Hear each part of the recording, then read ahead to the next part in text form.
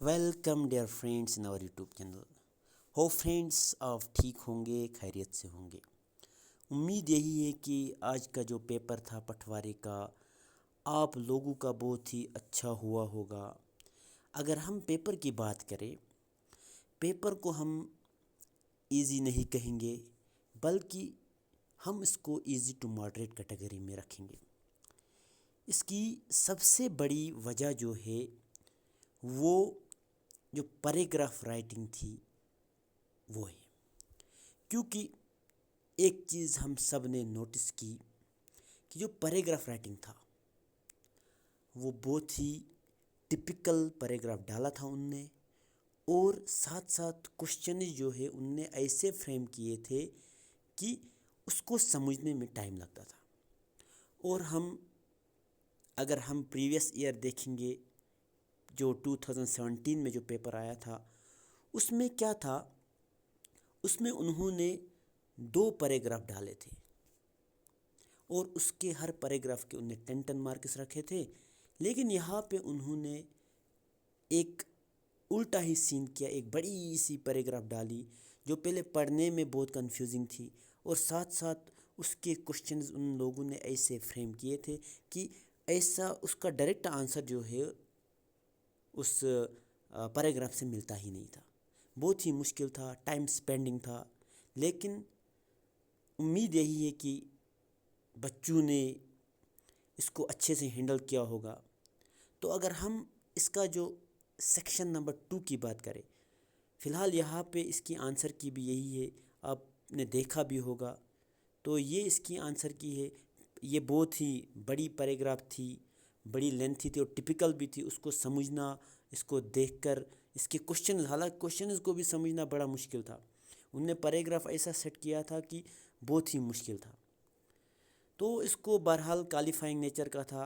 जिनको भी 8 तक, हम सबको पता है कि कितने इसके क्वालिफाइंग मार्क्स से, और आप लोगों ने देखा भी होगा इस जो ये इसकी की जो है वो चेक की होगी, वो पता चला होगा। लेकिन इसमें अगर हम इसका सेकंड पार्ट जो है वो अगर देखेंगे, वो लिटिल बिट जो था इजी था। उसमें जो पहले 2 पार्ट थे वो इजी थे। उसमें अगर हम बात करें जो ये लेटर राइटिंग थी, खत, तो ये अच्छी थी, उतनी टाइम स्पेंडिंग नहीं थी, इजीली हम लिख पाते थे। इसका प्रोसीजर सेम वैसा ही था जैसे हम आम लेटर जो है, जो हमने आपको प्रैक्टिस कराई थी, वैसे ही इसका भी फॉर्मेट था। लेकिन इन प्लेस ऑफ जहाँ पे हम लिखते हैं अपने प्यारे भाईजान या प्यारे अब्बू जान, वहाँ पे हमें क्या रखना था, मोहतरम, जो हमें SHO के नाम ये खत थी, ऐसे लिखना था। फिर नीचे आप सीधा जैसे शुरू करते, फिर अपना जो मुतालबा था वहाँ पे आपको लिखना था। ये भी इजी था, बाद में एंडिंग भी वैसे ही करनी थी इसको। और एक बात इसमें, अगर हम मज़मून की बात करें, जो इसमें यहाँ पे इस पेज में नहीं आया है वो, अगर हम मज़मून की बात करें, मज़मून 2 मज़मून थे, बड़े अच्छे थे, ज़्यादा टफ नहीं थे। आपको वर्जिश पे उस पे ऐसे लिखना था, और माहौलियाती आलूदगी पे क्वेश्चन लिखना था, वो ऐसे लिखना था। कोई बड़ा मसला नहीं था। हर किसी जो स्टूडेंट है उसने उसके बारे में पढ़ा भी होगा और उसके रिलेटेड जो है उनको पता भी होगा। अगर नहीं भी पता होगी फिर उनने कुछ ना कुछ लिखा होगा। तो ये 2 पोर्शन इजी थे।